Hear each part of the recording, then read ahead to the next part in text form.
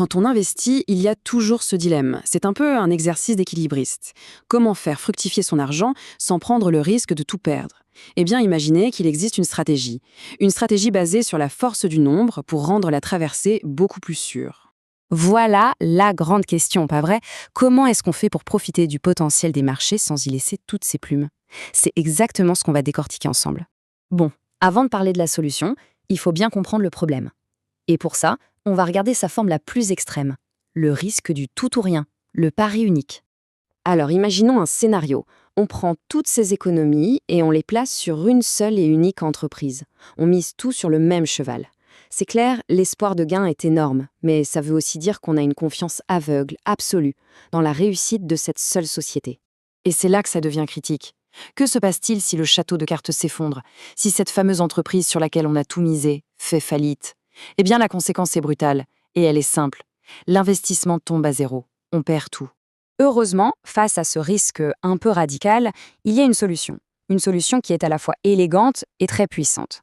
C'est un des principes de base de l'investissement, la diversification. En pratique, de quoi parle-t-on? Pensez à un fonds d'investissement qui, au lieu de miser sur une seule entreprise, va répartir l'argent sur les 500 plus grosses boîtes d'un marché, comme le marché américain par exemple.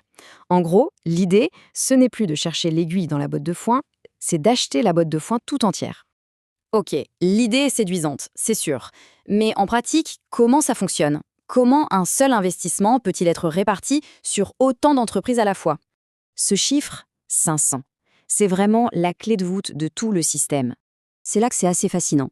Le principe, c'est que quand on investit dans un fonds comme celui-ci, notre argent est automatiquement comme pulvérisé entre toutes ces sociétés.